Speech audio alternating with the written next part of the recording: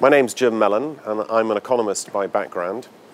In 2006, I published a book called Wake Up, which forecasted the economic recession that we are still recovering from. And I put the point that the US housing crisis would be the trigger for that depression.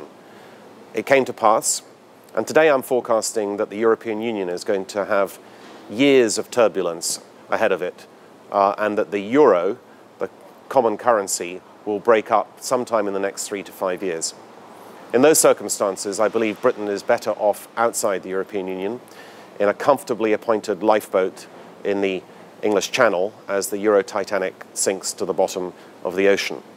I believe there will be a potential for us to rejoin a reformed, genuinely reformed European Union post that event, but in the meantime, I think we're better off outside the EU. Furthermore, the causes of that breakup of the European Union are quite clear to me. France and Italy are in what are called debt traps. That means that they can't grow their way out of their debts, and their debts are expanding ever more. They can't do structural reforms. As you can see in France, they're all on strike at the moment. In Italy, the banks are in perilous trouble.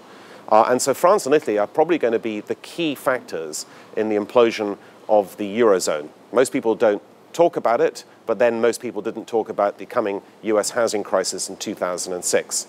I firmly believe that in the next 3 to 5 years, we'll see a big problem in the bond markets in Europe, and that will lead to the collapse of the euro.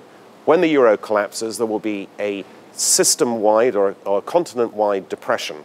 And in Britain, we're much better not to be a part of that, because if we are part of the European Union at that point, for sure, we will be invited or forced to join in a bailout, no matter what the various treaties and so forth say. We were forced to join the Greek bailout. We bilaterally bailed out Ireland, and we had to pay more into the European Union, despite David Cameron saying he wouldn't do it over his dead body. Well, he's not dead, and he did pay the extra money to the European Union. So we can't believe anything that Cameron and Osborne say about their future actions in regard to solidarity with Europe if France and Italy go bust, which in my opinion is a certainty.